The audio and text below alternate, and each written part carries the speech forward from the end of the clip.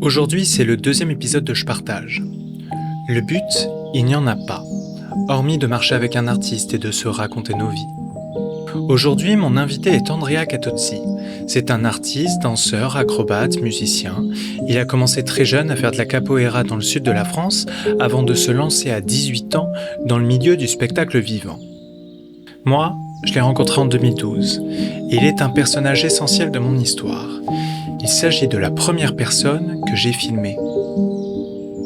Récemment, nous avons pu le voir à mes côtés lors de la cérémonie des Jeux Olympiques où il a accepté de porter le costume du porteur de flammes masqué. En parallèle, il développe un personnage sur internet qu'il nomme PNJ. Et il est aussi actuellement dans le spectacle Ego Sapiens dans le 11e arrondissement. Aujourd'hui, nous allons parler de son lien avec la nature, de l'homme et de ses contradictions vis-à-vis du vivant, ou encore de son approche des réseaux sociaux et de l'intelligence artificielle.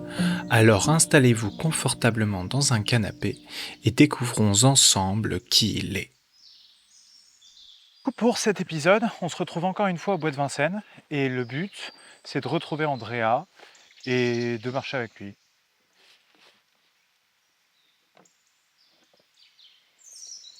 Salut voyageur, j'ai perdu mes clés dans le bois de Vincennes. Tu dois m'aider à les rassembler. Ça va être long.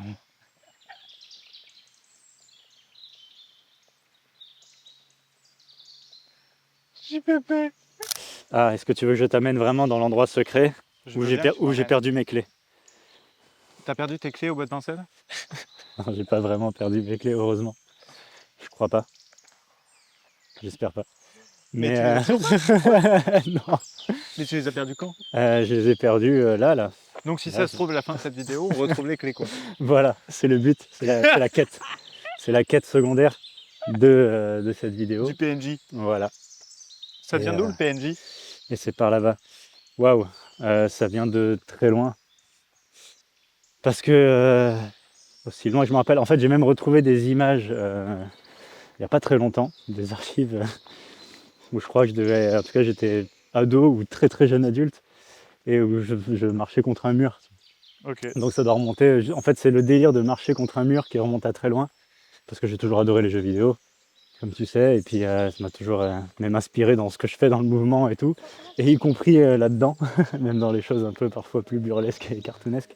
Ça m'a toujours fait rire de voir des personnages buggés, donc du coup je me mettais à imiter la gestuelle des personnages complètement buggés de l'époque de la PS2, tu vois, donc c'était très buggé. La PS2. Voilà. C'était quel jeu? Voilà, je ne saurais pas dire deux. Type? Bah, il y avait Crash Bandicoot quoi. ça c'est encore plus vieux. Non, là c'est plus la démarche des personnages un peu qu'on trouvait dans les premiers les premiers jeux 3D un peu qui imbriquaient beaucoup de personnages comme les GTA, tu sais, les premiers GTA, où on rencontrait ce genre de personnages qui étaient, pour l'époque c'était super bien fait, mais tu sentais que dans la gestuelle c'était encore chelou, où je m'inspirais beaucoup de la gestuelle des les vieux Resident Evil, tu sais, par exemple. Ok. Resident Evil.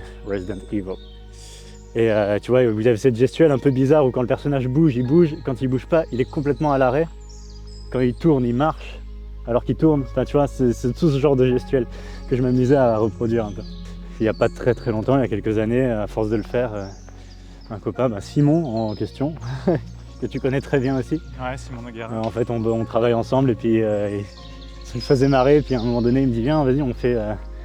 Faut qu'on fasse quelque chose avec ça, on va faire une vidéo. Et du coup on est allé dans le métro et on a filmé le PNJ dans le métro, et ça a fait son petit chemin, et puis après ça m'a donné envie d'en faire encore d'autres, et puis jusqu'à ce qu'en fin d'année dernière je dise à Joséphine vas-y, on va faire un reportage confessions intimes, mon mec est un PNJ, et voilà. Et puis en fait au fur et à mesure ça va de plus en plus loin, et ça, la gestuelle se travaille, et puis on essaie de trouver des choses à raconter, voilà, des nouvelles bêtises à faire et des choses à raconter autour. Au début c'était juste bugger en marchant, puis finalement après c'est trouver d'autres manières de... En fait c'est un rapport dans le mouvement que j'aime beaucoup, qui est le rapport entre mouvement et arrêt.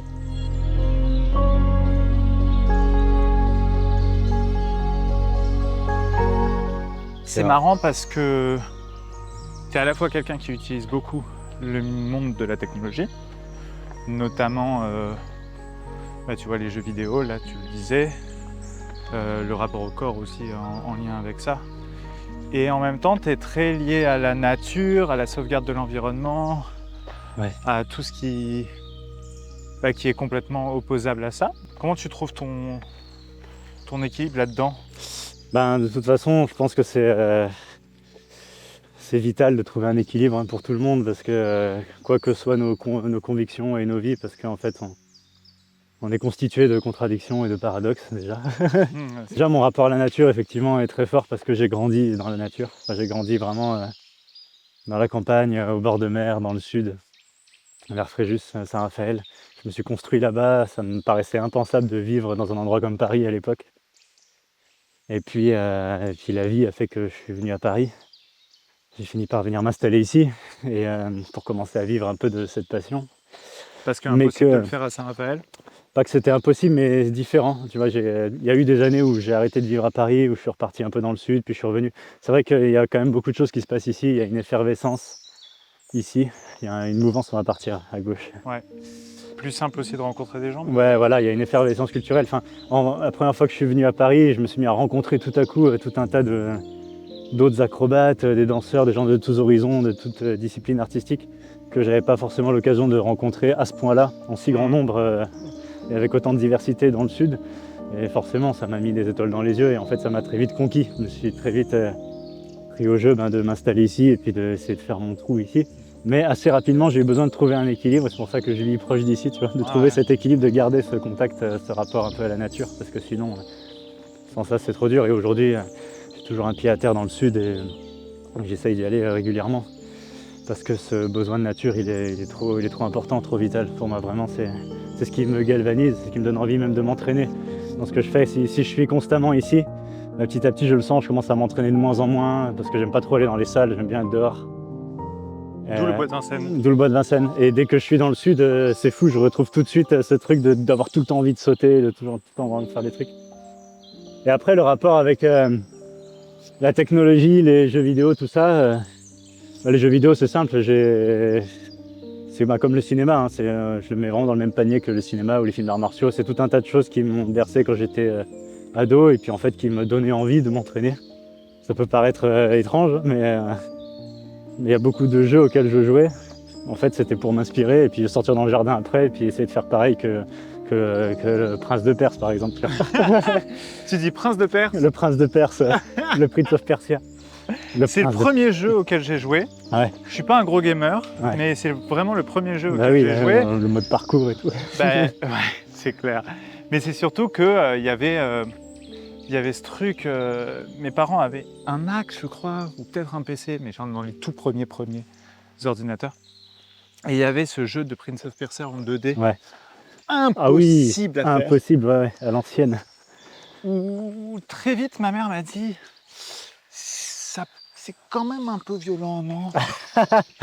C'est vrai que maintenant c'est devenu normal, mais c'est vrai que moi je me souviens de ma grand-mère qui me disait quand elle me voyait jouer à ce genre de jeu notamment, elle me disait quelle violence, mon Dieu.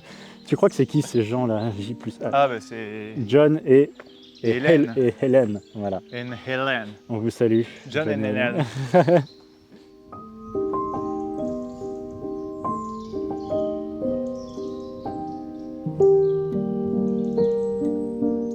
Et puis après, tu me parlais aussi des rapports aux réseaux sociaux, tout ça. En fait, c'est des outils aussi qui nous servent. Donc on essaye de composer avec. Donc pour toi, aujourd'hui, être artiste à Paris, être artiste en tout cas de mouvement, c'est bien plus simple, d'être à Paris, d'avoir les réseaux sociaux. Tu crois que ça joue aujourd'hui encore? Ça dépend vraiment. Ça joue de plus en plus. Ça joue de plus en plus, mais ça dépend vraiment dans quel domaine on est et ce qu'on fait aussi. Il y a eu des moments où j'habitais plus à Paris et c'était très bien parce que j'étais dans des formats où je travaillais en compagnie et puis que tu tournes un peu partout et que finalement peu importe où tu habites, parce que tu passes ton temps sur les routes. Ah ouais. Après, il y a toujours eu un petit plus à être ici parce que comme il y a beaucoup de choses qui se passent ici, quand les gens savent que tu es à Paris, on va penser à toi plus facilement, on va t'appeler. Ça m'est même arrivé de ne plus habiter à Paris et de ne pas le dire. Et que des fois on m'appelait, c'était la première fois que je suis parti à Montpellier, et des fois on m'appelait en mode tu peux venir demain et tout, je disais ouais, je suis là. Puis dans ma tête je bookais un train, un bus, un machin, et puis je venais. Ça aide. Alors il y a eu différentes phases personnellement, à titre personnel dans ma vie, Il y a eu différentes phases professionnellement et parfois ça m'a servi, parfois ça servait à rien. Parfois j'y étais pas et ça changeait pas grand chose, parfois j'y étais pas et ça me desservait et là parfois l'inverse. Enfin. Mais oui, en France en tout cas pour l'instant, je pense que c'est peut-être de moins en moins le cas. Mais c'est un bon petit plus, en tout cas dans le milieu du spectacle. Ouais. Et puis les réseaux sociaux maintenant, j'ai toujours eu un rapport pareil, ouais, réseaux sociaux de haine / amour. Mais pas amour, même pas de l'amour, tu vois, mais c'est un truc en fait, que j'aime pas spécialement, mais en même temps, il faut s'en servir. En même temps, tu es un des premiers artistes aujourd'hui. Honnêtement, je pense que tu es un des premiers artistes acrobates à avoir fait des vidéos sur YouTube. YouTube, moi je le considère un peu comme un réseau social aussi, tu vois. Ouais. Et tu es un des premiers à avoir développé cette mouvance de faire des vidéos performatives, narratives, même des mini-films en fait. Ouais. Oui, c'est vrai, puis c'était encore une autre époque, enfin, j'aimais bien les débuts de YouTube, c'était vraiment... C'était encore, parce qu'à l'époque, il n'y avait pas les réseaux sociaux encore comme... Enfin, il n'y avait pas Facebook, il n'y avait pas les réseaux rapides. On pourrait appeler ça très grossièrement, on va dire, les réseaux rapides. Les double R. Mais ouais, YouTube, c'était... je me souviens encore du moment où c'est apparu, c'est que je cherchais, j'avais tapé sur... En fait, je venais de faire ma première vidéo, mon premier montage, mais à l'époque, c'était les skyblogs. Ouais. Et je me disais, comment je peux mettre une vidéo sur mon Skyblog, tu vois. Et puis c'était une vidéo, mais en 3 images secondes, hein, dégueulasse, Skyblog, ça faisait stop motion comme ça, c'était n'importe quoi. Skyblog, c'était les photos, les gifs et des photos. Ouais. Et je me disais, comment on peut mettre une vidéo. Et du coup, je cherche sur Internet, je regarde hébergement vidéo. Je crois que j'ai tapé ça. Ouais. Et là, je vois YouTube. Et ça venait de... Ça existait à peine, hein, c'était en 2005, tu vois. Malade. 5 ou 6. Et du coup, trop bien, donc je mets ma vidéo sur YouTube et grâce à ça, tu pouvais la mettre sur ton Skyblog. Et puis en fait, du coup, tu découvres YouTube, je découvre une team qui s'appelait Team Chinese Box, qui faisait des vidéos d'accro. Et là, je suis devenu fou. J'étais en mode, waouh, mais il y a des gens qui font ça, comme moi, qui kiffent aller dehors, juste faire des accros, juste bouger, tu vois. C'était pas de la gym, c'était juste des accros comme ça dans la rue. Le freerun n'était même pas encore populaire à l'époque, tu vois. Imaginez. Et du coup, c'était juste faire des accros dehors. C'était un truc, un concept, quoi. Et en faire des vidéos, il faisait des vidéos avec des clips stylés, avec de la musique un peu rock, un peu comme un clip de skate, tu vois. Mais en mode... bien sûr. Et j'étais fan. Et en fait, ils étaient de Nice, donc pas loin de chez moi. Et petit à petit, je les ai rencontrés, puis on a commencé à faire des choses ensemble. Et en fait, ce qui m'a vraiment lancé dans cette vague de faire des vidéos sur YouTube, c'était d'être avec eux, parce qu'ils avaient déjà un public qui était petit à l'époque, parce c'était très niche. Mais voilà, ça a lancé un public, et puis du coup, après, c'est une boule de neige, quoi. Tu commences à en faire de plus en plus, et puis du coup, tu te prêtes au jeu. En tout cas, ça donne envie d'eux quand tu commences à mettre le nez là-dedans et tu as envie de raconter quelque chose. J'étais déjà dans le spectacle aussi, donc avec déjà cette envie des fois d'exprimer un truc, pas juste du mouvement pour du mouvement. Donc du coup, la vidéo, c'est un bon moyen en fait de créer tout le temps, en toutes circonstances, tu vois.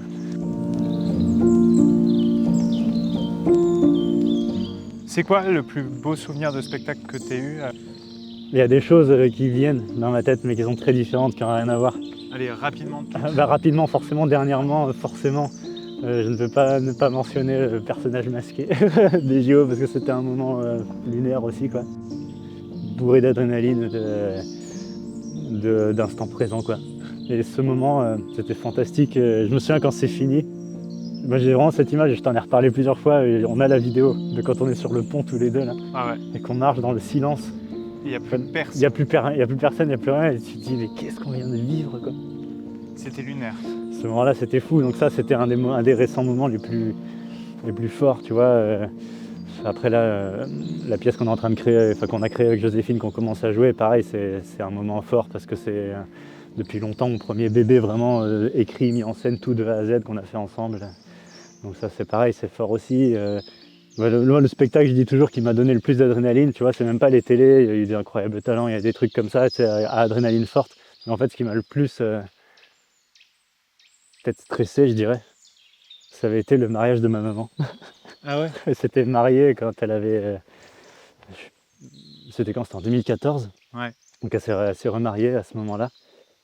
Et elle m'avait dit, ah, peut-être qu'on va se marier avec Arnaud, mon beau-père, et peut-être qu'on fera ça dans le cabaret. Et c'est le fameux cabaret où je faisais mes tout premiers spectacles.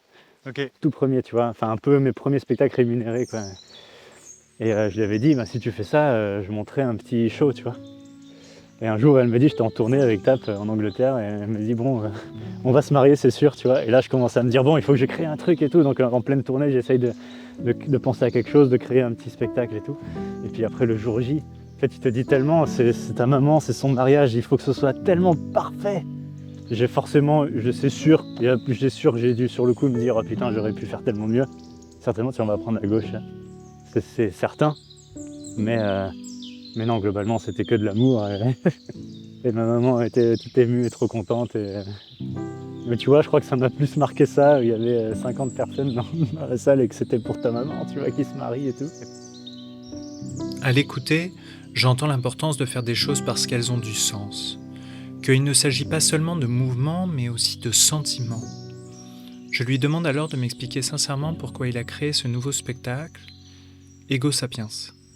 Ego Sapiens, ça parle de l'impact du numérique sur l'environnement, sur l'humain, de notre dépendance au téléphone portable et à ces technologies-là, aux réseaux sociaux, tout ça. Sur un ton assez humoristique, mais léger. C'est vraiment une comédie assez dynamique qui mélange un peu tout ce qu'on aime, je pense. Avec Joséphine est comédienne et réalisatrice. Ouais, on mélange vraiment tous nos univers, quoi, pour raconter cette histoire. Et c'est l'histoire d'un employé de publicité qui doit créer la pub du nouveau iPhone. Du iPhone. Voilà, d'un nouveau téléphone. Et qui en fait, ça va être comme un peu une sorte de voyage initiatique presque, ça va être par là-bas. Où petit à petit, c'est quelqu'un qui se pose pas trop de questions et puis il se retrouve à travailler avec sa collègue un peu bobo écolo, tu vois, qui se prend vachement la tête sur toutes ces contradictions. C'est un spectacle qui parle beaucoup de contradictions. Ok. De ce truc-là qu'on est tous méga paradoxaux, qu'on a tous des valeurs là où on peut, là où ça nous arrange et qu'on ferme les yeux sur d'autres trucs, plus ou moins consciemment. Ouais, c'est un sujet qui est fascinant, flippant en même temps et très actuel. Donc voilà. Et qu'est-ce que tu en apprends de ça sur toi, sur toi déjà? Parce que là, Bon. c'est un spectacle que tu crées du coup avec Joséphine, vous Ouais. l'avez écrit ensemble, tu Ouais. le chorégraphies toi-même, vous mettez en scène ensemble. Ouais, on fait. Déjà, c'est assez agréable de faire un truc au-delà de tout le travail que ça demande dans les à côté, parce qu'il y a l'artistique. Ça faisait longtemps que je m'étais pas retrouvé dans un projet vraiment à tout chapeauter, même jamais à ce point-là, tous les aspects, tout ce qui entoure le spectacle, la prod, la com, tout ça. Mais c'est assez chouette, assez gratifiant de recréer un spectacle où tu dis, tu fais un peu ce que tu veux. C'est si le lendemain tu dis, je suis pas encore convaincu de cette scène, vas-y, on la change, hop, tu la changes, tu fais vraiment ce que tu veux. Et ça, c'est vraiment agréable. Et puis comme c'est un sujet qui est très deep, quoi, on est parti sur ce sujet-là parce qu'à un moment donné, on nous a donné l'opportunité de jouer ensemble. Avec Joséphine, ça fait longtemps qu'on voulait faire quelque chose ensemble, on a saisi l'occasion directe. Et on s'est dit, bon, qu'est-ce qu'on fait, de quoi on parle? À ce moment-là, moi, je lisais beaucoup sur ça. Ouais. J'étais en train de terminer un livre, notamment qui s'appelait L'Enfer numérique, que je recommande à tout le monde, vraiment.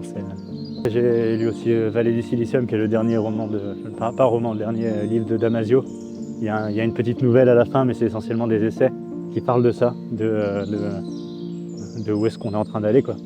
Mais on s'en rend pas trop compte parce que comme c'est impalpable au quotidien, tu vois, tout passe à travers un écran de verre, quoi, sur lequel en 3 clics tu fais une action, mais qu'en fait la moindre action, même le fait de scroller inutilement, a un impact en termes d'écologie, de carbone et tout, qui est monstrueux, alors que c'est inutile. Et en fait c'est ça qui est un peu flippant finalement dans ce thème-là, et c'est ce dont on parle un petit peu aussi dans la pièce. C'est pas que la chose elle est là maintenant, c'est comme quand les ordinateurs sont apparus, tu as un super outil, super puissant qui est là, on va l'utiliser, il y a du progrès avec, on ne peut pas aller contre, c'est là, tu vois. Mais là où je pense qu'il y a un équilibre à trouver, en tout cas avec tout ça, même l'IA et tout, ça va être ce qu'on en fait. Et tu vois, il n'y a pas longtemps, j'étais avec des membres de gens, et puis je me rendais compte à quel point, par exemple, ils utilisaient ChatGPT pour tout et n'importe quoi, mais pour rien, pour dire, tiens, ChatGPT, qu'est-ce que je vais manger ce soir, tu vois. Et en fait, c'est là où il y a un truc à trouver. Et en fait, quand ça devient inutile, c'est dommage d'aller engager autant de ressources dans le monde entier, parce qu'en fait, juste une petite action qui nous paraît anodine, en fait, engage tout un tas de choses, une machinerie qui est monstrueuse, pour quelque chose qui en fait est complètement futile ou n'a aucun sens, tu vois. Ouais, C'est quoi toi ton rapport à ça? Moi, pour le moment, il est très occasionnel, le rapport en tout cas à l'intelligence artificielle. Maintenant, je vais pas mentir non plus, je fais quand même des images qui prennent des datas. C'est quelque chose qui est de plus en plus important pour moi, en tout cas, tu vois. Ouais. Parce que tant qu'à faire de la vidéo et des films, autant montrer aujourd'hui, en tout cas, c'est des choix que je fais, c'est montrer ce qui, moi, m'anime et ce que je considère comme important de sauvegarder. Mmh.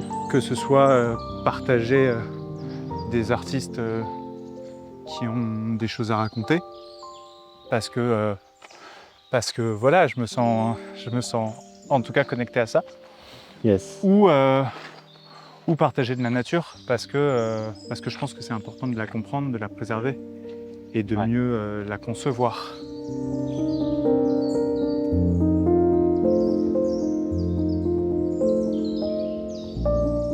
Tout à l'heure, on a parlé du personnage masqué de la cérémonie des Jeux Olympiques de Paris 2024. Déjà, c'était incroyable de le faire avec toi.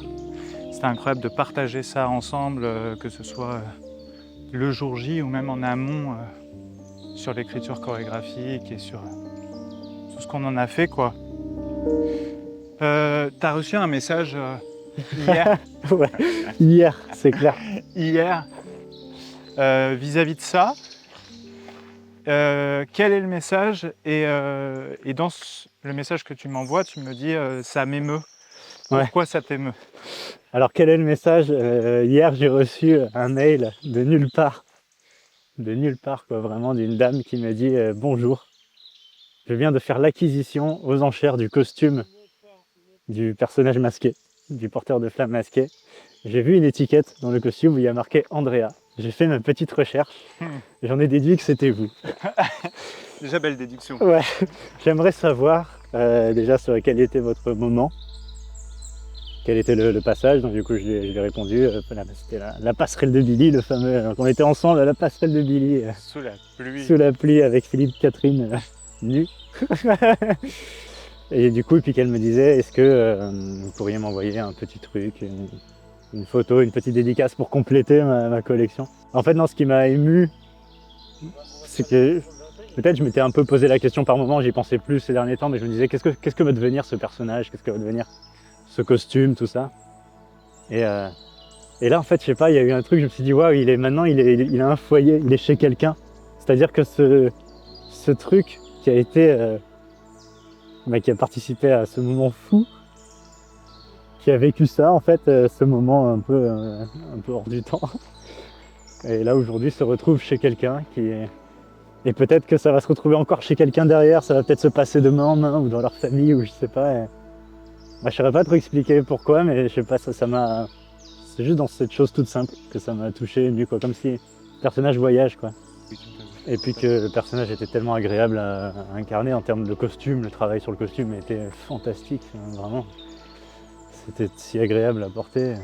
Non, et puis il y avait quelque chose aussi où je trouve qu'en tout cas notre groupe, on a tout fait pour essayer de faire en sorte de considérer ce qui allait se passer comme quelque chose de normal.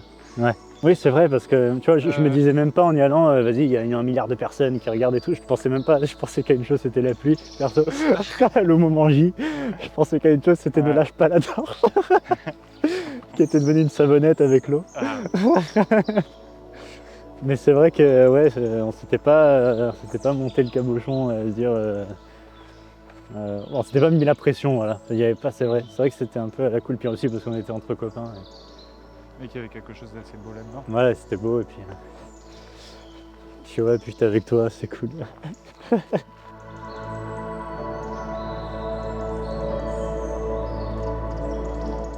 Quels sont les futurs projets que tu aimerais développer, s'il y a? Bah déjà, continuer à voir un petit peu faire vivre Ego Sapiens, c'est la pièce. Ouais. On va faire Avignon après notre on joue à la Flèche jusqu'au 6 juin. Tous les vendredis après on fait Avignon. Donc on espère qu'il y aura de la suite avec ça. Après là j'ai des petits projets, continuer à faire vivre des personnages, le personnage du PNJ, tout ça. Mais je pense que j'ai simplement de plus en plus envie de... Mais Ego Sapiens en particulier m'a vraiment donné envie d'être à fond là-dedans, de raconter ses propres histoires, tu vois. faire, ouais, c'est ça, raconter ses propres histoires, tout simplement. Non, pouvoir continuer à kiffer toutes mes passions, quoi, artistiques déjà. Peut-être un peu plus, si professionnellement, j'aimerais bien pousser un peu plus loin le handpan. C'est quelque chose qui me passionne aussi. Le handpan, pour les gens qui n'y connaissent rien. Qui est un instrument de musique percussif, mélodique, qui est, dont le premier instrument connu a été le hang. Donc c'est parfois plus connu sous le nom de hang, qui est un instrument qui a été créé en 2000 par un couple suisse qui était passionné de percussion, de steel drum, ça, des percussions un peu métalliques, et qui un jour se sont dit, et si on créait une sorte de steel drum mais qui se jouerait à la main. Et puis après, ça, voilà, c'est encore tout récent finalement. On peut dire que 2000, c'est encore très, très, très frais. Et rencontrons ces gens-là. Ouais. et du coup, après, de fil en aiguille, il y a eu d'autres fabricants qui se sont mis à fabriquer cet instrument à leur sauce. Un peu, c'est devenu le handpan, quoi, de manière plus globale, où chaque fabricant a un peu sa patte. Chaque artisan, un peu, chaque instrument, tu retrouveras un toucher particulier, une résonance particulière. Et ça continue d'évoluer, il y a des choses qui sont encore en expérimentation. Et j'ai toujours été passionné de percussion, du coup, en découvrant cet instru, c'était un peu le Graal, quoi. Oui, et puis bien plus transportable. Grosso modo, ça ressemble quand même à une soucoupe volante. Ouais, c'est ça. Ça ressemble vraiment à une soucoupe volante et tu ressembles à une tortue ninja quand tu le portes sur le dos. Oh my god. Et voilà. Donc ouais, j'aimerais bien, je pense, à pousser un peu là-dedans, dans la musique, que j'aurai un peu plus de temps aussi pour d'autres projets. Je pense artistiquement, j'aimerais bien continuer à pousser ça. Et puis ouais, je pense que là, ça me fait du bien d'aller aussi dans la parole, dans autre chose que juste le corps, juste l'acrobatie, tout ça, quoi. Et j'ai envie de continuer là-dedans. C'est quand même très beau ici. Hein. Ouais. Je le dis, on se voit, mais je l'affirme. C'est quand même pas dégueu. Alors on a quitté un peu l'espace forêt.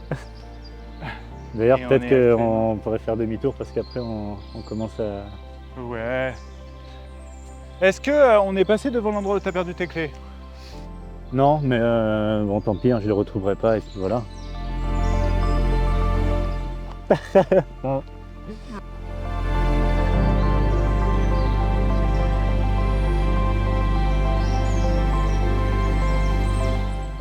Pour vous, monsieur Andrea Catozzi, quel est votre unicorn dream? Le unicorn dream. Oui, je me souviens dans la vidéo avec Chilou. Le unicorn dream, pour ceux qui ne connaissent pas. Merde, j'ai pas réfléchi à cette question en avance. C'est un rêve irréalisable, impensable. Il peut être à la hauteur de la paix dans le monde, à une réflexion autour du bien-être personnel, par exemple. C'est un rêve de licorne. Ouais, c'est hardcore en fait, parce que ouais. Il y en a plein des rêves de licorne. Enfin, il y en a plein. Ouais. Il y a plein de choses qui sont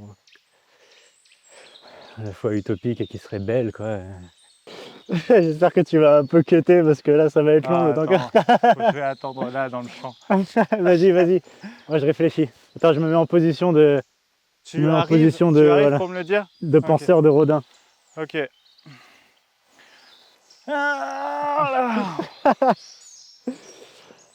Moi, je propose que tu arrives pour me dire ton unicorn dream quand tu le sens, quoi. Ouais. Alors? Non, en fait, ça filme encore? Ouais. Non, mais j'ai beau y réfléchir, en fait, j'ai rien d'autre qui me vient de plus unicorn et de plus dream, tu vois. Que, tu vois, tu disais la paix dans le monde. Il y aurait un peu de ça, tu vois, mais en fait, j'aime tellement la nature, le rapport au vivant, les animaux, tout ça, la nature, quoi. Que, en fait, je pense que ce serait juste que si comme ça, tout à coup, on pouvait trouver cette espèce d'équilibre, arrêter d'être démesuré, en fait, et trouver cette balance, quoi, cet équilibre qui fait qu'on se retrouve à nouveau un peu à vivre en harmonie, finalement. Pas avec la planète, mais avec le vivant, tu vois. Et c'est très cliché et très... Mais en fait, je vois pas plus unicorn dream pour moi que ça, quoi. Juste d'avoir le sentiment que de pouvoir dire ça y est, on a retrouvé le respect envers le vivant, tu vois. On le respecte. Moi, ça me va. Ouais. Moi, ça me va. Je trouve que c'est un bon unicorn dream. C'est un très bon unicorn dream, monsieur Katodzi. Merci à tous. J'espère que vous avez aimé cette vidéo. Merci à tous. N'hésitez pas à vous abonner, puisque je ne l'avais pas dit la dernière fois, et à partager. J'ai passé un merveilleux moment avec Andrea dans le bois de Vincennes. J'espère que vous aussi. Cela m'a permis de comprendre qu'il faut faire les choses parce qu'elles ont du sens. Pour soi, comme continuer à faire des spectacles pour sa maman lors de son mariage, ou de créer une pièce, pour parler de sujets de société qui nous portent à cœur de défendre, grâce à l'art notamment. Alors n'oubliez pas de vous abonner à cette chaîne ou à ce podcast. C'est aussi la possibilité de rencontrer des nouvelles personnes que j'ai hâte de vous présenter et qui, je l'espère, vous plairont à rencontrer.